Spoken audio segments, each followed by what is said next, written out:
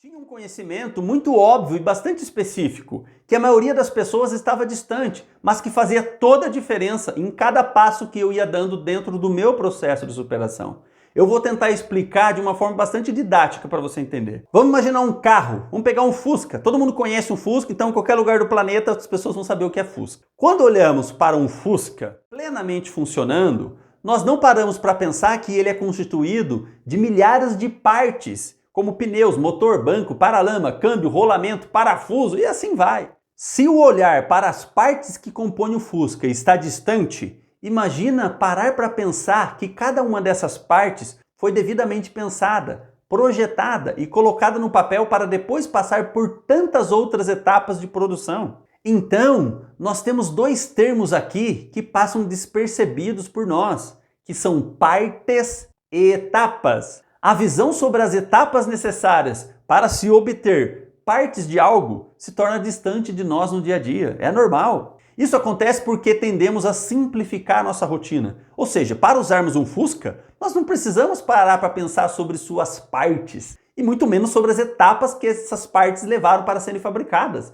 Simplesmente usamos aquele carro como sendo algo pronto, algo que está ali na sua garagem para girar a chave e sair rodando. Mas você concorda comigo que conforme eu fui descrevendo as principais partes e etapas para o processo de fabricação do Fusca, você foi capaz de ir imaginando cada uma delas? Mesmo que você não tenha imaginado as partes e as etapas exatamente como elas são, e nem eu descrevi aqui de forma tão precisa, você foi capaz de compreender que um Fusca é composto por milhares de partes e que essas partes foram necessariamente fabricadas em muitas etapas, certo? Pois é, acontece que essa mesma linha de raciocínio deveria ser empregada, ou melhor, deveria ser levada em conta quando estamos olhando para quem somos, para as partes e etapas que nos compõem, que compõem você e eu. Se eu sou capaz de acertar que um Fusca é fruto de todas aquelas partes e etapas, por que é tão complexo aceitar que eu, você também somos frutos de várias partes e etapas? Eu sei que é difícil para você enxergar com clareza a percepção extremamente verdadeira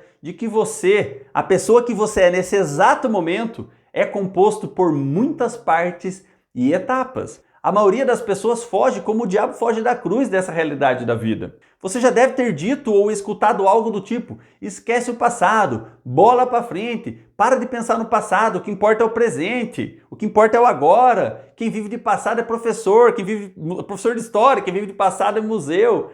Enfim, o que somos hoje, o que somos agora, o que sentimos e fazemos é fruto ou resultado de etapas e partes que nos construíram, que foram se juntando ao longo de anos. Desde nossa concepção genética ali, papai e mamãe fazendo você, fazendo eu, né, como feto, passando pela infância e chegando até os dias de hoje. Eu entendo porque é tão difícil para as pessoas perceberem que nós, assim como um Fusca, somos compostos por milhares de partes e etapas que foram sendo construídas ao longo de toda a nossa história de vida e que resultou em quem somos agora.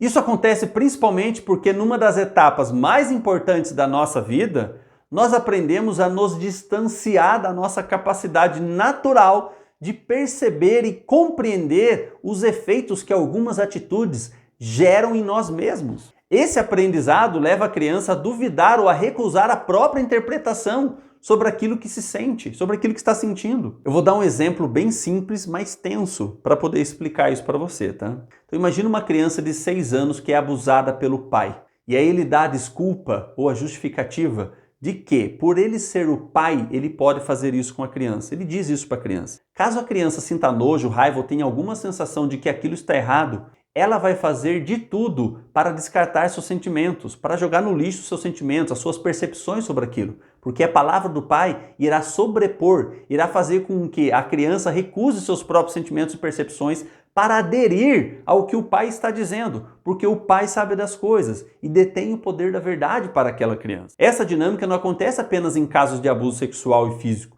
Ela ocorre também em abusos psicológicos dentro do próprio núcleo familiar. Isso faz com que a criança desenvolva uma dinâmica interna que vai descartar toda a sua capacidade natural de sentir, de perceber e compreender a situação à sua volta, perdendo também a capacidade de ligar pontos de causa e efeito, ou seja, ela não conseguiu integrar em si mesma que está sentindo-se enojada, triste, com raiva, porque isso é uma consequência daquilo que o pai dela fez com ela. Ela vai perdendo a capacidade natural de compreender que seus sentimentos e sensações são frutos de etapas que aconteceram anteriormente. Ao invés dos adultos ajudarem as crianças a desenvolverem, a fortalecerem seu potencial emocional, a maioria faz com que as crianças comecem desde muito cedo a se distanciar e rejeitar seus sentimentos, a negar sua história emocional. Eu chamo isso de deformação do potencial emocional. A construção dessa percepção danosa desde a infância faz com que você cresça incapaz de perceber que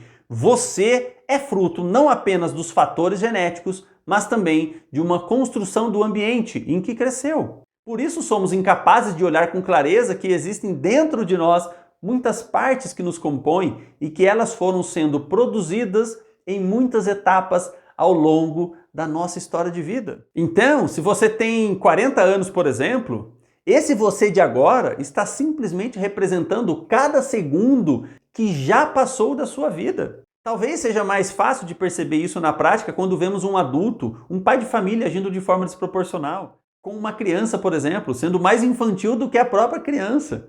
Quando isso acontece, o que estamos vendo, na verdade, é uma parte infantil desse adulto agindo, e não um adulto maduro com todas as suas partes perfeitamente desenhadas e construída como a de um Fusca em perfeito estado de funcionamento. Eu precisei construir tudo isso com você para dizer que quando sofremos de perturbações emocionais, significa que tem alguma parte dentro de nós que não vai bem, como um amortecedor de um Fusca, por exemplo, um amortecedor estourado. Acontece que levar um Fusca para trocar o amortecedor é uma tarefa fácil, é uma tarefa simples e já é conhecida pela maioria dos mecânicos. Agora, consertar uma parte sua, algo desconsiderado pela maioria dos adultos, não é uma tarefa tão fácil. Quando você olha para suas lembranças, memórias, significa que você está olhando para uma parte sua.